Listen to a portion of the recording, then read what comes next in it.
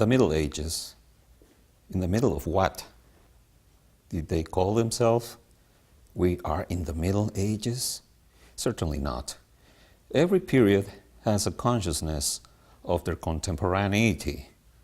They believe many times to be the succession of a former period, either better or worse. The conception of most people in Europe between the 5th and the 14th centuries were varied, were heterogeneous, but there are certain characteristics that are common to all of them. For example, the growth of Christianity, the formation of a society based on a feudal economy, religious fanaticism, but also the preservation of the past. We call that period the Middle Ages because we consider today, in our modern days, that they were between antiquity and modernity. They were a period of transit, of early explorations, of intense exchanges between Europe and Asia, and obviously Africa, the so-called Old World, before the so-called discovery of the New World, the Americas.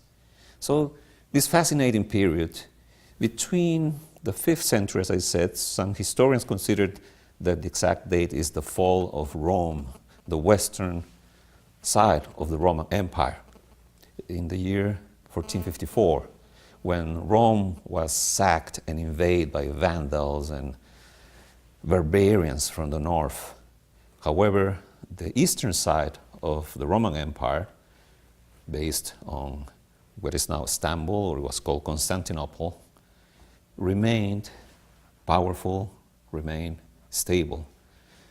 Europe is our concern, the Middle Ages in Europe particularly. So we're going to focus on the social divisions, what it's called the states of the realm, basically 3 groups. The feudal lords, well, the upper class, including the aristocracy, of course, the clergy, who had a different role, and the peasants. And why are they called the states of realm? Because there was very little or none social mobility. The difference between a state of the realm and a social class is that a social class has more flexibility. If you're born poor, for example, you might change your social class, become rich. If you're born in the middle class today, you can either go downwards or upwards. In the Middle Age, that wasn't that probable. If you were born a peasant, most likely you would stay a peasant for the rest of your life. If you were born an aristocrat, the same, and so on. So we have to try to be on the shoes of the people of those years in order to understand that they had a more static, a less dynamic sense of time, and obviously of social change. We're going to focus also on one of the most important military, political, and religious events of the period, the Crusades. It said that there's 8 or 9 Crusades. Only the 4 first are really important, and they actually changed the map of the relationships between Europe and Asia, particularly between the Christians and the Muslims.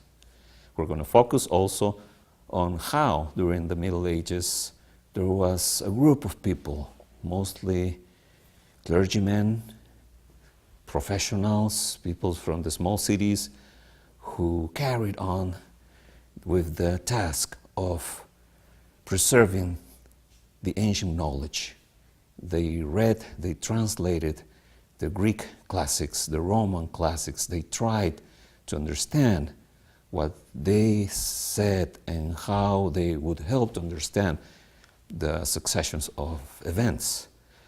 We're also going to focus on some of the most important systems of thought, basically theological but also philosophical. 3 of them, Neoplatonism, Scholasticism, and Thomism. Basically similar but different in many ways, based on the readings of these medieval, what we would call intellectuals, of Plato and Aristotle, with an important component of Christian thought. We're going to focus also on Dante Alighieri, the greatest poet of the period, to some, still the greatest poet ever, and his Divine Comedy, and how he conceived of a world beyond our earthly reality that could explain social structures and the sense of our lives, but also the hope that the human being, particularly an individual, could reach salvation through love.